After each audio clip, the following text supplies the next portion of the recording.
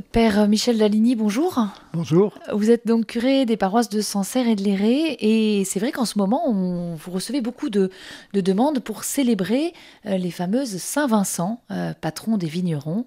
C'est en ce moment, hein, c'est le 21, le 22 Le, janvier. le 22 janvier, donc hier. Voilà. Vous en avez célébré plusieurs le week-end dernier. Il y en aura d'autres encore. Oui. Comment est-ce que vous accueillez, en tant que prêtre, un curé de ces paroisses, comment est-ce que vous accueillez ces demandes de célébration, de fêtes, somme toute, avant tout, populaires? Alors, très vite, quand je suis arrivé dans le Sancerrois, j'ai compris que c'était des moments très importants.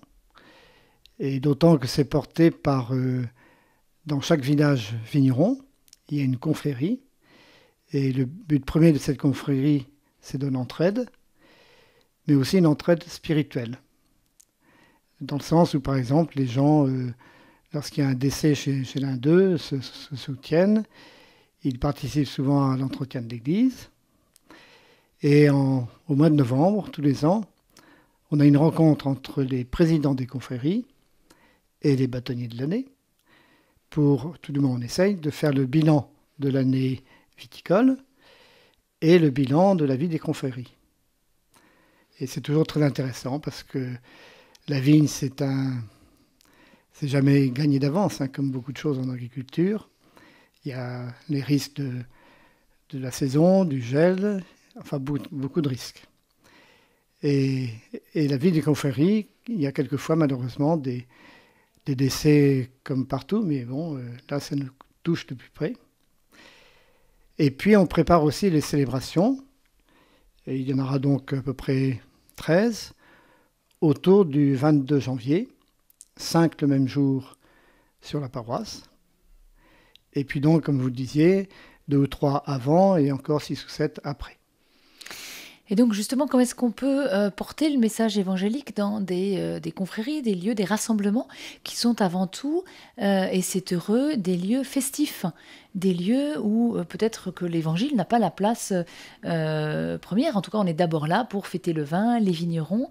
Et finalement, est-ce que cette demande de célébration eucharistique n'a pas quelque chose d'un peu traditionnel, ou voire même folklorique? Alors c'est vrai que c'est une tradition où la plupart du temps, dans l'Église, les célébrations s'accompagnaient de l'Eucharistie. Ce que nous continuons à faire parce qu'il y a quand même une population pratiquante encore assez importante dans le Sancerrois. Et puis, ce serait un peu dégradé les célébrations s'il ne pouvait pas y avoir de messe. Si bien que je fais appel à des confrères pour venir célébrer spécialement le lundi.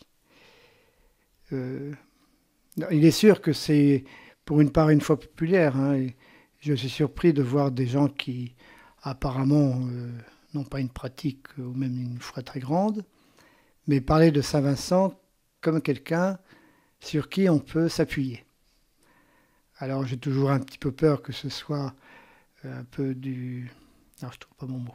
Du syncrétisme? Non, mais un peu magique, hein, un appui Un peu de la magique. superstition? Oui, voilà.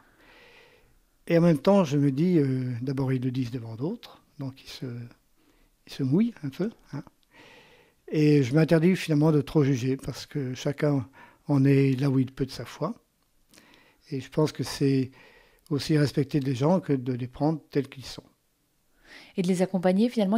Ça soulève parfois des échanges, des discussions lorsque vous préparez ces célébrations justement. Vous pouvez avoir des surprises inattendues. Oui, oui, lorsqu'on prépare tout ça, notamment en novembre, euh, c'est vrai que l'un ou l'autre m'ont dit, c'est important de maintenir ces célébrations de qualité, et même un peu ce genre de rencontres. Sinon, le risque, c'est que nos Saint-Vincent deviennent uniquement commerciales. Père Michel Daligny, merci beaucoup de votre témoignage. Bonne fête de Saint-Vincent alors. Merci à vous.